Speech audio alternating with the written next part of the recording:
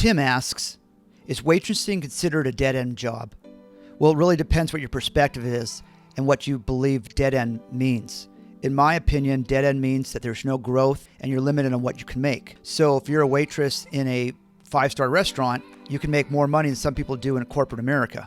Depending on what restaurant you're working at, there's opportunities to go into management positions. And a lot of times there's food servers that make more money than the management does. And again, depending on where you work, there's exposure. If you're working at a 5-star restaurant, or let's say you're working at an exclusive club, a yacht club, a country club, where you have millionaires and billionaires that come in and they have their businesses and they like you, they like your personality, they might hire you to work for them or one of their companies. But if you're talking about being a waitress in a podunk town that has 50,000 people, well, unless you're going to use that experience to open up your own restaurant, then yeah, it can be kind of a dead-end job.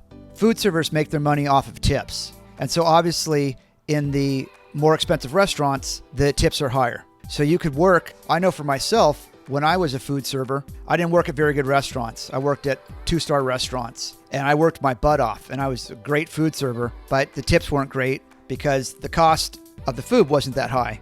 There wasn't necessarily alcohol being served. There's restaurants where the average bottle of wine is $50. So right there, at a 20% tip, you're talking about $10 on just one bottle of wine. So again, it's really relative.